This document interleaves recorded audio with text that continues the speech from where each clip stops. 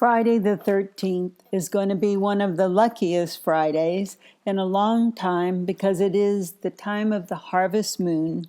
And I can tell you it will be worth staying alert and outdoors around 9:30 Pacific time to watch that beautiful Pisces moon rise against the setting Virgo sun. There are 3 reasons why this full moon will bring miracles and love.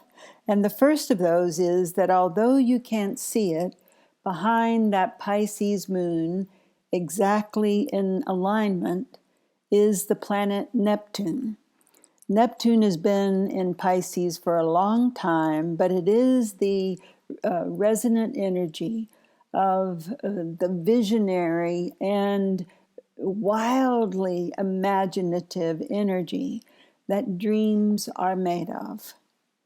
And opposite is that Virgo sun, and you might be able to see Mars on the horizon, especially if you do have a telescope, because the sun will be setting with Mars, also in Virgo, and that is not just energy, but incredibly robust energy. You will be in the mood to get stuff done. And the third reason, and maybe the sweetest, is that Venus, the goddess of love, is exactly, Siamese twins exact, with Mercury, the messenger planet. And Venus and Mercury together like that adds love to our thoughts and a sweet kindness to our words. And Venus and Mercury are also in Virgo, so that's a 4-planet stellium lineup in Virgo for this beautiful harvest moon. Hi, I'm Judith Royal. I'm an archetypal astrologer, and this is your astrological weather forecast for the week of September 9th to the 15th, 2019. We're in the lunar cycle that began with the Virgo new moon on August the 30th. It just so happens that August the 30th was also the first day that Messenger Mercury started his sojourn in the sign of Virgo. And I saw this week in 18 pieces of good news from BuzzFeed. Anyway, it was a piece from Twitter that has everything to do with this communications messenger and how he behaves in the sign of Virgo. It's a beautiful story of a letter that was delivered in Iceland, even though the address, which had the country and it had the city, but it did not have a street or a number, and instead it had a roughly hand-drawn map. And above it, it said a horse farm with an Icelandic/Danish couple and 3 kids and a lot of sheep. And believe it or not, the postal worker delivered that letter to exactly the right people. And the story gets even better when I looked at a response on Twitter, and she said, "We all matter, no matter where we are." Isn't that beautiful? So we're in a month ruled by that Virgo beginning, which means the harvest full moon this Friday, the 13th, is the illumination. It's the halfway point in the lunar cycle. And it shows us something that we hadn't seen before now, but it will be in the vicinity, let's say, of that Virgo Mercury energy, where we are really paying attention to the details. We are harvesting the fruits of our labor of the past 6 months since the beginning of spring. And we have a loving kindness that is the energy of healing, because that's the essence of what Virgo is meant to be. As we start this week, we still have 4 planets in Virgo: the Sun, Mercury, Venus, and Mars. I'm going to tell you a little bit more about the Mars and Venus still traveling together. Those cosmic lovers are really getting along, helping your relationships. And we also have 3 other planets in an Earth sign. As you know, Saturn and Pluto heading towards their big cataclysmic meetup. And we also have the god of lightning in Taurus Earth. So when Monday, September 9th, rolls in with a, you got it, Earth, Moon in Capricorn, then we have such a tilt in the zodiac lights that our minds are as sharp as a surgeon's scalpel, so that we're not only able to organize our thoughts and make very clear decisions, but also we're willing to go deep, and we are definitely in the mood for hard work, especially on projects that we're now completing. You know, as always, that full moon is a great time for completion because everything comes to illumination and that point of reaping what you sow. And I'm happy to report that from that auspicious beginning to the week, this is actually a quieter, much quieter week in terms of aspects, except for 9 aspects with that harvest moon on Friday. And Saturday, it's still beautiful and not really a mashup because both Mercury and Venus together are moving into Libra, and we are all about relationships from then on. Particularly Saturday, because after those planets move into Libra, the moon, who remember is a trigger, will oppose both of them. The moon in Aries will oppose Libra. And this is the date that I've been holding out as hope for all of you air signs, because you really have had to have your own oxygen tanks until now. But not only do we have the messenger and the heart, the head and the heart in the sign of Libra, but, you know, we're moving towards the sun also joining them for the fall equinox on the 23rd of September. And then we really are taking deep breaths, all of us. What will this combination of Virgo, so much Virgo, the homeopathic healers, and the beginning of the rise of Libra planets, and Libra being the astrological home of Venus, the goddess of love, and Libra being all about cooperation and fairness in relationships. So together, it reminded me of a quote that I started with you last week, but definitely bears repeating, because Virgo with Libra in relationships carries us to the place where nothing you undertake with certain purpose and high resolve, holding your brother's hand, is difficult to do. And as all of you know, these celestial vibrations, these planets that would resonate with health and healing in our relationships, are subject to our own willpower and our own interpretation. And we always have, of course, those 2 voices, the first and loudest being the ego, and the quiet inner voice of spirit. And our choice every minute of every day is which one of those voices will we listen to within ourselves. But there's an existential dilemma here as we listen to the quiet voice within as best as we can, right, throughout the day. And yet we're trudging through a world of apparent egomania. And this duality wants to be resolved because remember, we're marching towards that new 500-year cycle in which we have the shift.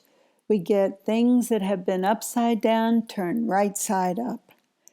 And although it can appear that we're sort of watching an American version of the theater of the absurd, where out in the world it can appear that it's chaos with no real apparent meaning. So let me reassure you that with this huge shift, there's no question we'll go through this stage. It's a sense of disorientation as the old crumbles and the new is not yet shown itself fully. So it's confusing and even a sense of fear in the face of the unknown. The way I've seen other people, and I'm trying to do this also myself, handle this is the objectivity that all that Capricorn and Virgo is bringing us can help us take a step back, watching the absurdity and injecting a bit of humor as if you're watching a comical play that has gone awry. Everybody sort of forgot their lines and there's no plot whatsoever. Then those characters on the stage can look like hot air balloons from lying buffoons, and they are reaching such inflated proportions. I mean, they are stretched like a balloon to their squeaky limits. And so therefore, the hope that we have is so clear because one tiny sharp point of a needle of truth is all that it takes to puncture an entire inflated system. And we're getting so much help in this process, this shift, because you are so needed to stand on the top of that Capricorn mountain with your far-seeing, with your fairness, and to simply witness with compassion the absurdity without being caught up in it. Plus, it's such a sense of peace, isn't it, when we're delving into the meaning of the stars, knowing that, well, we're connecting to the myths that attach themselves to constellations long before ancient mariners found their way through those dark nights on vast seas guided by a North Star. Because listening and syncing our energies with the rhythmic cycles of the moon bring a similar comfort, because no matter what is confronting us on Earth, we're part of an orderly universe. Planets spinning around us and repeating measured cycles, humming stanza after stanza while dancing through the ages to the refrain of an old familiar melody. And I promise you that melody is a love song. And also, because we are here in a body, there is work to be done. And it involves that trickster messenger, Mercury. Also, that's where we get the word mercurial. So what we are being shown, first of all, as eyewitnesses, that our perception is incredibly limited. And so this mercurial messenger is going to show us all in our individual lives instances, examples of when perception has tricked us to see only what we want to see only what we believe in, and to see it because we believe in it. So that's a circuitous route to insanity, really. And so the work of observing our own misperceptions to catch ourselves in the lies we tell ourselves, Now, the key to this is that all misperceptions, of course, are tied to the past. And therefore, they really are what we use to make judgments. When we question the story that we have about our lives, about what happened to us. Because the truth, right? You know this, I know. We made it up. We made it up from our own limited view, from our own repertoire of judgments. The radical acceptance that everything that we think has happened to us hasn't happened in the way that we thought it did. And there you have forgiveness, right? Because what is forgiveness but letting go of the past that did not happen? And so I've been caught so many times as I'm walking the path to truth, I hope, that I was holding a resentment that I had totally made up about someone or an event in my life. Often they were resentments against myself, where I judged myself as wrong and therefore unlovable. How lucky we are that we can ask an angel to take us there and show us our life through their eyes. I promise you that at the very least you will see it differently. And with increasing awareness, you will see how wrong you were and what a celebration it is to be wrong. To see all those judgments were simply smoke on the mirror of who you truly are. Then you know you are on your path, you're in the Tao, because it is the perfect alignment with Pluto's current insistence on deep transformation and internal alchemy that raises to our awareness all that unconscious garbage. Remember, Pluto says, deal with your own garbage. And at the same time, it also brings in Saturn's ambitious shift to help us transcend the supposed limitations of time. The big shift is about building bridges, not walls, between now and the culmination of that big shift that's triggered by the eclipse in Cancer on January 10th, 2020. We have two intervening.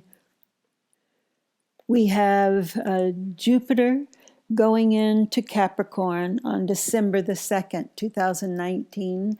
That's 1 year he's completed as the truth-telling whistleblower in Sagittarius. And just as a hint of the good things that will come from that is Jupiter will catch up to Saturn. And one of the last times that they were together was at the peak of the dot-com boom. Only then they were in the sign of Taurus, and that's the place where the seed is planted. And this time they're on the successful, ambitious mountaintops of Capricorn. And the second thing is the solar eclipse, new moon in Capricorn, on December 25th of this year. That's abundance and the ode to joy.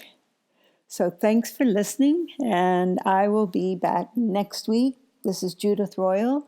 Just email me for your own individual reading at judith@judithroyal.com. Bye for now.